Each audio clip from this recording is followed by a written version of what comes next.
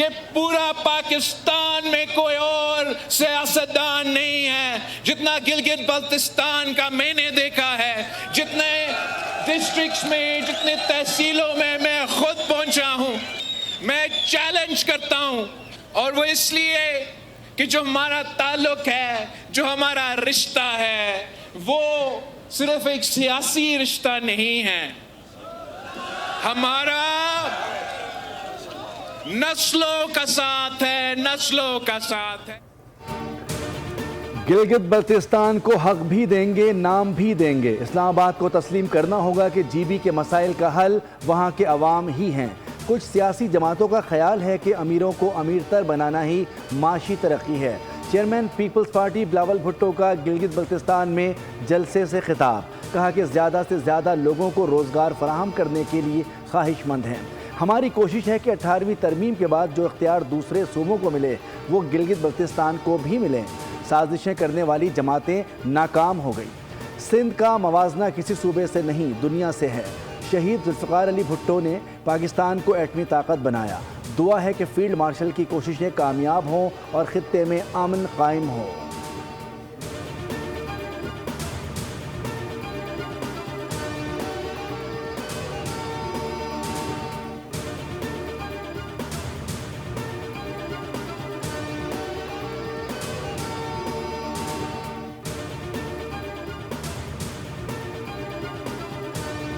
शरीफ हूँ जो किसी पे तनकीद करके, किसी की बुराई करके वोट नहीं मांगता।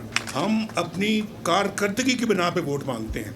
किसी में पार्टी या हुकूमत के ख़िलाफ़ नहीं बात करना चाहता, लेकिन मेरा दिल चाहता है कि मैं पूछूं उनसे कि आपको मौका मिला, आपने इस इलाके को क्यों इतना इग्नोर किया, नज़रअंदाज किया। लोगों को अपना घर बनाने के लिए कर्जे मिलने चाहिए, जैसे कि माशाल्लाह बाकी पाकिस्तान में बन रहे हैं।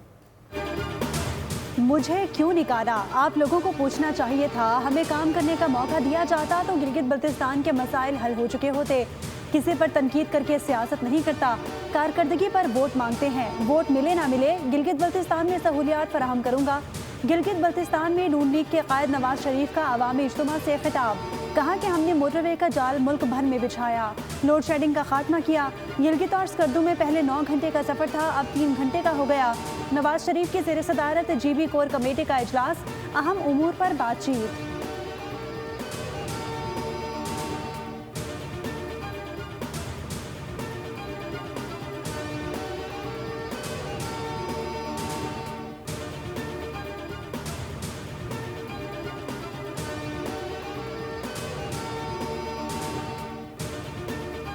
के अंदर हुकूमती वज़रा जो हैं उनकी वहाँ पे प्रेजेंस और उनके प्रोजेक्ट अनाउंस करना ये इलेक्शन पे असरअंदाज होने के मुतरादिफ है। इन दिनों वज़ीर आज़म साहब ने भी विजिट किया और ये ना बहुत नामुनासिब है। इस पे इलेक्शन कमीशन को हमने ख़त भी लिखे, लेकिन उस पर अभी तक कोई असर नहीं हुआ। लेवल प्लेइंग फील्ड का अगर कोई वो कहता है तो वो गलत कहेगा। किसी और जमात की तो मुझे समझ नहीं आती। हाँ, पाकिस्तान तहरीक इंसाफ ये बात क्यों कह सकती है? हुकूमती वज़रा जीबी में इंतखाबी मुहिम चला रहे हैं। नए मंसूबों के ऐलानात किए जा रहे हैं जो नामुनासिब है। सीनियर पीपी रहनुमा कमर ज़मान कायरा ने सवालात उठा दिए। बोल न्यूज़ के प्रोग्राम न्यूज़ पंच में कहा कि हमने इलेक्शन कमीशन को ख़त लिखा है, ताहाल कोई अमल दरामद नहीं हुआ। वज़ीर आज़म के कोऑर्डिनेटर और लीगी रहनुमा इख्तियार वली खान बोले, लेवल प्लेइंग फील्ड ना मिलने के इल्ज़ामात गलत हैं। PTI ने अपने उम्मीदवार खड़े किए हैं।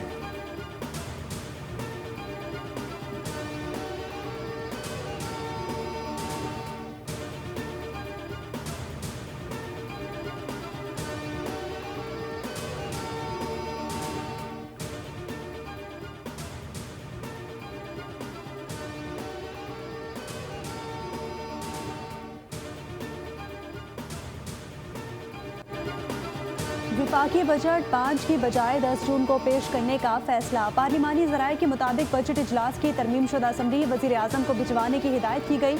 वज़ीर आज़म की हिदायत पर सदर नई समरी के तहत इजलास तलब करेंगे। वज़ीर आज़म शहबाज शरीफ की ज़ेर सदारत आज होने वाला कौमी इक़्तिसादी कौंसिल का इजलास भी मुलतवी कर दिया गया। ज़राए के मुताबिक विफाकी बजट 5 जून को पेश नहीं किया जाएगा। कौमी इक़्तिसादी कौंसिल के इजलास की नई तारीख का ऐलान बाद में किया जाएगा।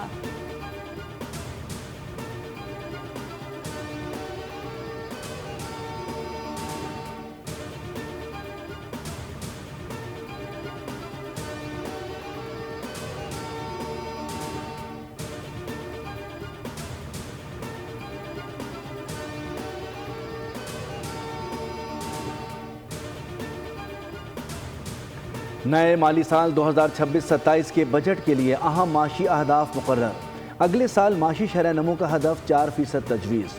हुकूमत ने आइंदा बजट में अवाम से सरचार्ज की मद में सालाना औसतन 2156 अरब रुपए वसूल करने का प्लान तैयार कर लिया। ज़राअत का हदफ 3.8%, सनत 4%, सर्विसेज का 4.2% मुकर्रर। सूबा पंजाब 1450 अरब, सिंध का तरक्याती बजट 816 अरब रुपए है, केपी का 564, बलूचिस्तान का 308 अरब रुपए मुकर्रर। दीगर मुख्तलिफ वफाकी सरकारी इदारे 451 अरब रुपए अलग खर्च करेंगे।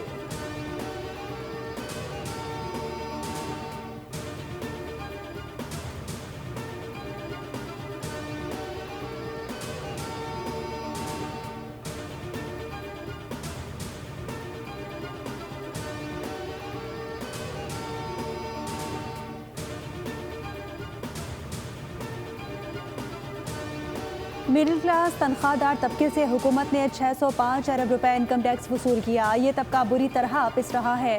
अमीर जमात इस्लामी हाफिज नईमुर्रहमान का एक्स पर बयान, लिखा कि बच्चों की तालीम, बिजली, गैस के बिल्स, महंगा पेट्रोल, नाजायज़ लेवी और खाने पीने की चीज़ों पर टैक्सेस लगाए गए। इलाज भी महंगा है। हुकूमती इक़दामात और पॉलिसीज़ ने इस तबके का जीना मुहाल कर दिया।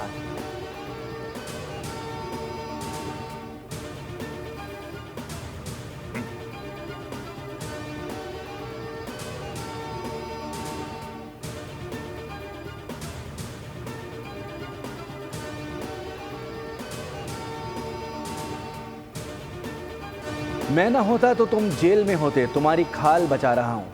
पूरी दुनिया इसराइली अवाम और तुमसे शदीद नफरत करती है। ट्रंप का नेतन्याहू पर इजहार बरहमी, नेतन्याहू को पागल और नाशुक्रा भी करार दे दिया। कहा कि अब इसराइल का कोई दस्ता बैरूत नहीं जाएगा, जो भी दस्ते रास्ते में थे वो वापस लौट गए हैं। इसराइली वज़ीर-ए-आज़म नेतन्याहू के साथ कॉल पर नतीजा खेज बात हुई। हिजबुल्लाह से भी अच्छी बात हुई। दोनों फरीक मुत्तफ़िक हैं कि एक दूसरे पर हमला नहीं करेंगे। आइंदा हफ्ते ईरान से मुआहिदा हो जाएगा, जंग बंदी में तोसी की जाएगी, डील होने तक नाकाबंदी जारी रहेगी।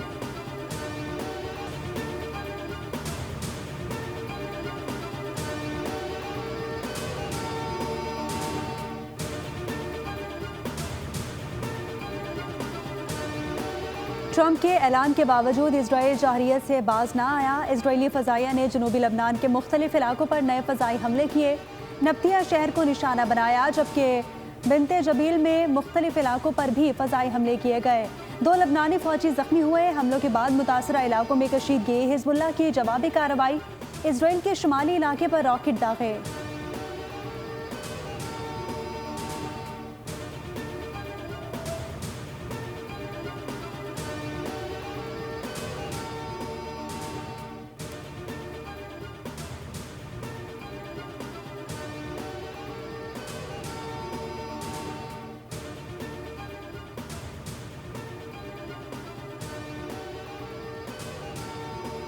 इस लबनान पर इसराइली हमले जारी रहे तो अमेरिका के साथ बातचीत रोक देंगे। ईरानी स्पीकर बाकर कालिबाफ का इंतबाह। नेशनल सिक्योरिटी कमेटी के सरबराह इब्राहिम अजीज़ी ने खबरदार किया कि लबनान पर हमले ना बंद हुए तो संगीन नताइज होंगे। सेहूनी हुकूमत और अमरीकी अफवाज बखूबी जानते हैं कि ये खोखली धमकी नहीं।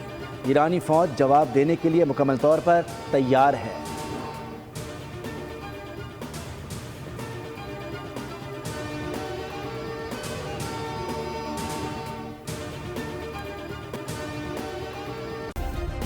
सब्सक्राइब करें और बेल दबाएं ताकि कोई खबर रह न जाए।